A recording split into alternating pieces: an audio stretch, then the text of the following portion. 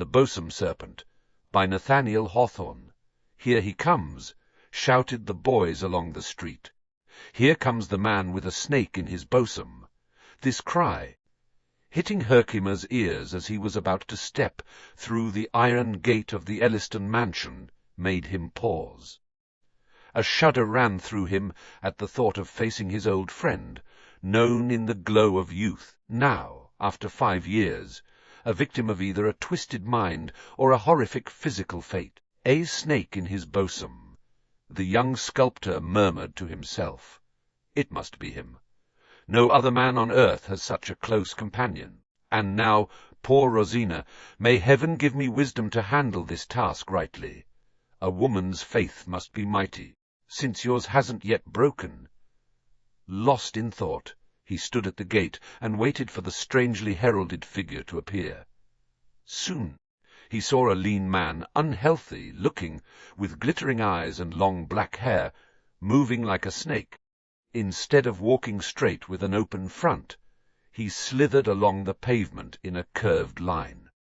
It might be too imaginative to say something in his moral or physical nature suggested a miracle, turning a serpent into a man, yet so imperfectly that the snaky essence was barely hidden beneath a human shell. Herkimer noted a greenish tint over the man's sickly white skin, like a marble he'd once carved into a head of envy, with her serpent locks. The wretched figure neared the gate, but stopped, fixing his gleaming eyes on the sculptor's compassionate yet steady face. "It knows me! It knows me!" he cried. Then came a clear hiss. Whether from the apparent madman's lips or a real serpent's sound, one could argue. Either way, it chilled Herkimer to his core. "Do you know me, George Herkimer?" asked the snake, possessed. Herkimer did know him, but it took all his skill, honed by shaping lifelike faces in clay, to see Roderick Elliston in the visage before him. Yet it was he. The marvel grew no greater, knowing this once. Bright young man had changed so horribly in the 5 years Herkimer spent in Florence. If such a shift could happen, it might occur in a moment as easily as over ages. Shocked beyond words, the deepest pang struck when Herkimer recalled that his cousin Rosina's fate, the ideal of gentle womanhood, was tied to this being Providence seemed to have stripped of humanity. Elliston, Roderick, he called. I'd heard of this, but my mind couldn't grasp the truth. What's happened to you? Why do I find you like this? Oh, it's a trifle. A snake. The most common thing. A snake in the bosom. That's all, answered Roderick Elliston. But how's your own chest? He added, piercing the sculptor with the sharpest, most probing look Herkimer had ever met. All pure and sound. No reptile there, by my faith and conscience, and the devil inside me. Here's a wonder. A man without a serpent in his bosom. Calm down, Elliston, whispered George Herkimer, resting a hand on the man's shoulder. I've crossed the ocean to see you. Listen, let's talk privately. I bring a message from Rosina, your wife, your wise me. It get nos, muttered Roderick. With this, his constant refrain, the tormented man gripped his chest, as if unbearable pain drove him to rip it open and free the living curse. Even if it meant his own end, he slipped from Herkimer's hold with a subtle twist, and, gliding through the gate, hid in his old family home. The sculptor didn't follow. He saw no useful talk could happen then, and wanted, before their next meeting, to learn more about Roderick's condition, and what had brought him so low. He got the details from a respected doctor. Soon after Roderick split from his wife, nearly 4 years ago, his friends noticed a strange gloom settling over his days, like grey mists that steal a summer morning's light. The signs puzzled them. Was poor health sapping his spirit? Or was a deeper rot spreading from his mind into his body, a mere shadow of the soul? They traced it to his shattered home life, broken by his own choice, but weren't sure. Some thought their once lively friend was slipping into madness. hinted by his fiery outbursts. Others predicted a slow decline. From Roderick himself they got nothing, yet more than once he'd been heard clutching his chest, saying, "It gnaws me! It knows me," though listeners spun wildly different tales. What gnawed Roderick Elliston's breast? Sorrow, plain illness, or, in his wild ways, often near ruin, had he done something that left his heart prey to remorse's sharper bite? Each idea had merit, but some stout old men, fond of feasts and ease, firmly blamed it on indigestion. Roderick seemed to know he'd become a subject of wonder and talk, and, with a sick hatred of such notice, or any notice, he cut himself off from all. Not just others' eyes became unbearable, not just a friend's kind look, even the blessed sunlight, mirroring the Creator's love for all his works, grew too much. Twilight was too bright for Roderick Elliston. Deep midnight was his time to creep out, and if seen, it was when a watchman's light caught him slinking along, hands on his chest, muttering, "It gnaws me! It gnaws me!" What gnawed him? Word later spread that Elliston was seeking every known quack in the city, or luring them with cash from afar. One such healer, thrilled by a supposed cure, loudly claimed, via handbills and grimy pamphlets, that Roderick Elliston, Aiscu, had been freed of a senke in his stomach. The hideous secret burst into view, stark and ugly. The mystery was out, but not the Bosom serpent. He, if not a delusion, still coiled in his lair. The quack's cure was a sham, likely some numbing drug that nearly killed Roderick, not the creature within. When he awoke, he found his plight the town's gossip. A horror beyond a fleeting wonder, while at his breast he felt the sickening stir of something alive, its restless fang feeding both hunger and spite. He summoned the old black servant, raised in his father's house, middle-aged when Roderick was a babe. "Scipio," he began, then stopped, arms over his heart. "What do people say of me, Scipio, Seer, my poor master, that you've got a serpent in your bosom?" The servant replied, hesitating. "And what else?" asked Roderick with a ghastly look. "Nothing else, dear master," said Scipio. "Only that the doctor gave you a powder, and the snake leaped onto the floor." "No, no," muttered Roderick to himself, shaking his head and pressing his chest harder. "Feel him still. It gnaws me. It gnaws me." From then, the suffering man stopped shunning the world and instead forced himself on friends and strangers alike. It was partly despair. Finding his heart's cave couldn't hide the secret, even as it guarded the vile fiend within. But more, this craving for notice showed the deep sickness now ruling him. All long sick people, mind or body, are egotists, whether from sin, sorrow, or just endless pain. They grow sharply aware of a self through its torment. That self looms so large they thrust it at every passerby. There's a pleasure, perhaps their greatest, in showing the wasted limb or hidden wound, and the foaler the crime. The harder it is to keep it from rearing its snake, like head to scare the world. For it's that wound or crime that defines them. Roderick Elliston, once so aloof, now bowed to this humbling law. The snake in his bosom seemed the emblem of a monstrous egotism, fed night and day with a ceaseless, exclusive offering of dark worship.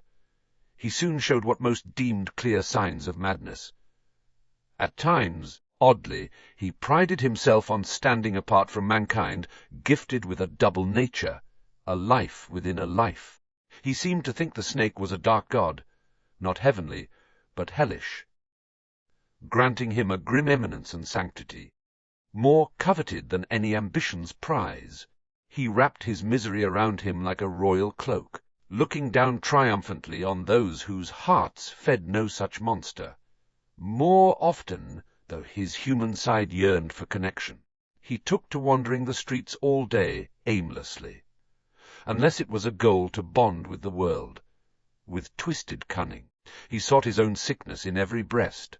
Sane or not, his keen eye for weakness, error, and vice led some to think he hosted not just a snake, but a fiend who revealed the ugliest in men's hearts. Take a man who'd nursed a 30-year hatred for his brother. Amid the street crowd, Roderick touched his chest, stared into his harsh face, and asked with mock pity, "How's the snake today?" "The snake!" exclaimed the hater. "What do you mean? The snake! The snake!" "Does it gnaw you?" pressed Roderick. "Did you consult it this morning instead of praying? Did it sting when you thought of your brother's health, wealth, and good name? Did it dance for joy when you recalled his son's wild ways? And whether it stung or danced, did you feel its poison turn all to bitterness? That's how such serpents work. I've learned their nature from my own." "Where's the police?" roared the man, clutching his chest instinctively. "Whiz this madman free." "Ha! Ha!" chuckled Roderick, letting go. "His Bosom serpent stung him then. Often. He'd tease with lighter jabs, still sharp with snake-like venom. He asked an ambitious statesman about his boa constrictor, claiming it must be that kind, hungry enough to swallow the whole country and its laws.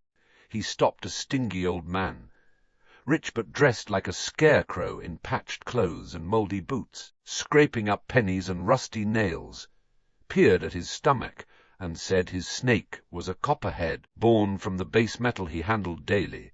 To a red-faced drunk, he said few Bosom serpents had more devilry than those bred in distillery vats.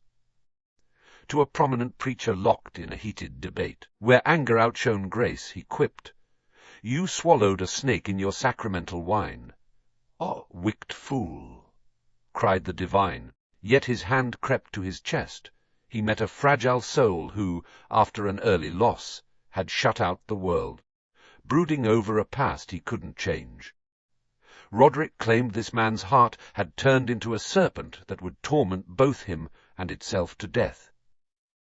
To a bickering couple, known for their strife, he pitied them for each taking a house adder to their bosom. To an envious writer who belittled works he couldn't match, he said his snake was the slimmiest of reptiles, stingless by luck. A shameless rogue asked if he had a serpent. Roderick said yes, kin to the one that tortured Don Rodrigo the Goth. He took a fair girl's hand, gazed sadly into her eyes, and warned of a deadly snake in her gentle breast. Words proved true when, months later, she died of love and shame. To two rival ladies, stinging each other with petty spite, he said their hearts were nests of tiny snakes, as harmful as one big one. Nothing pleased Roderick more than seizing someone gripped by jealousy, which he called a huge green reptile, ice-cold, with a sting sharper than any snake's, save one. "And what's that?" asked a bystander, overhearing. A dark-browed man posed the question, his evasive eyes avoiding all for a dozen years.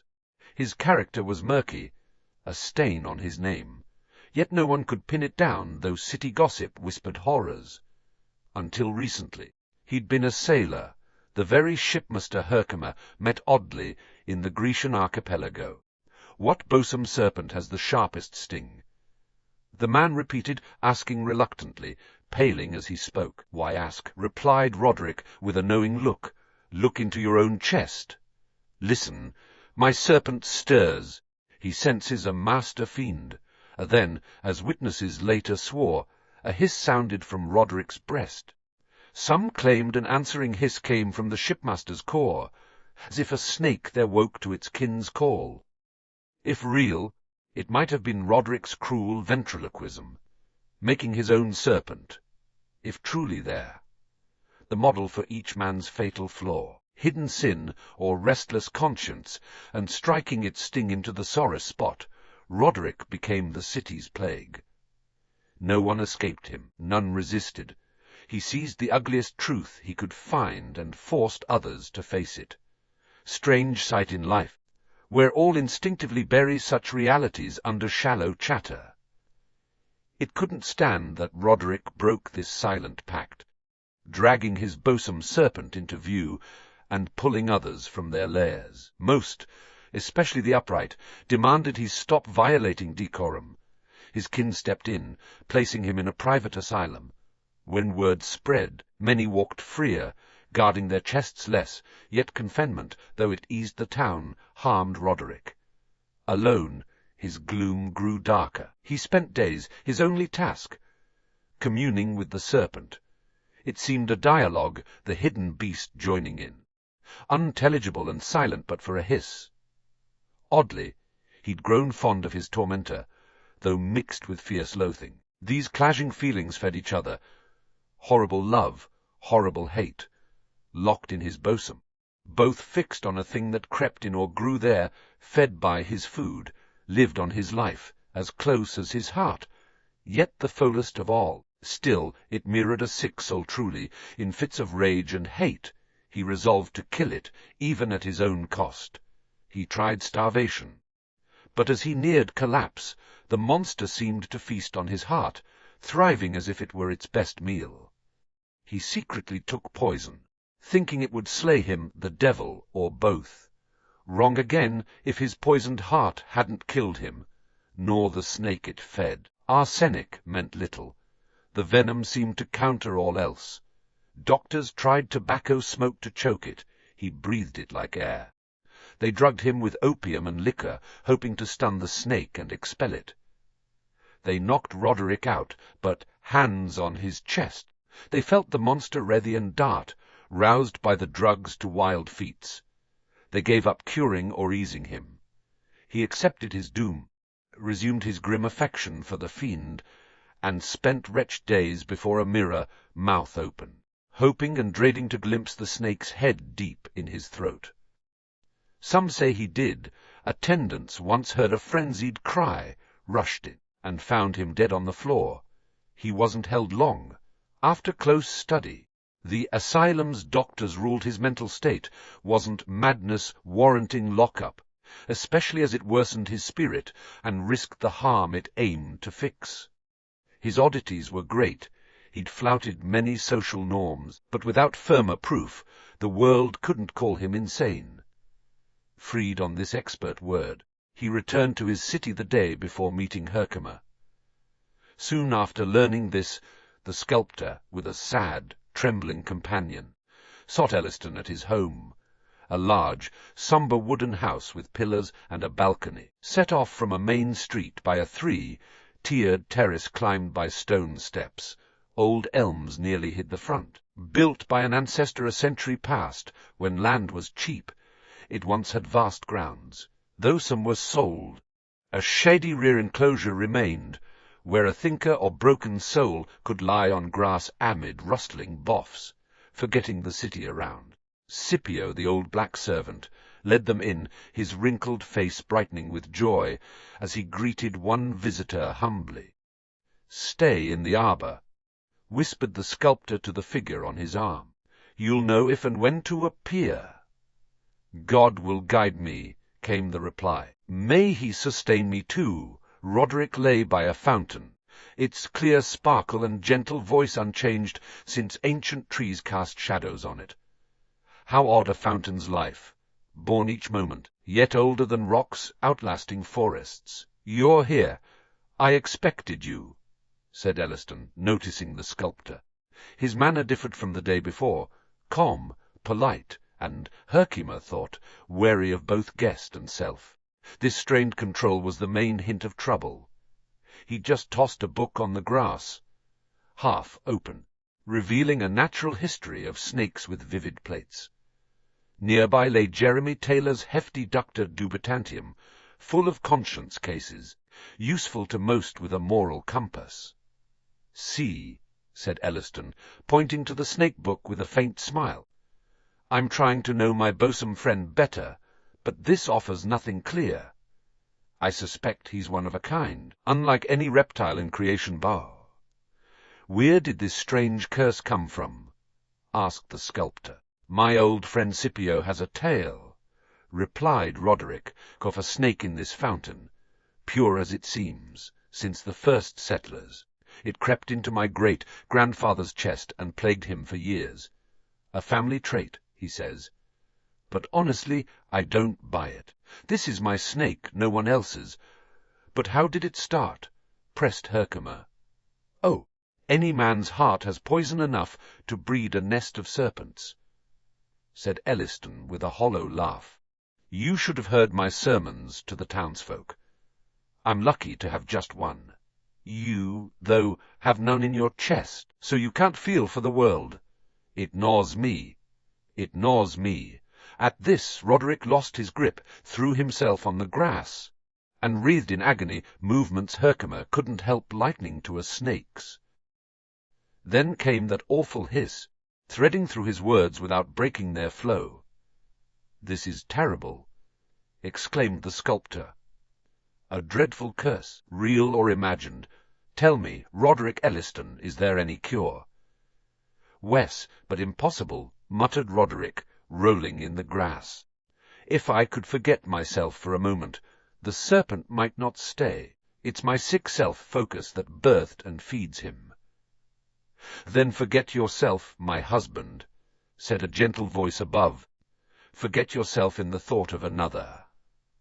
Rosina stepped from the arbor, bending over him, her face mirroring his pain yet lit with hope and selfless love, making all anguish seem a fleeting shadow. She touched him. A tremor shook his frame.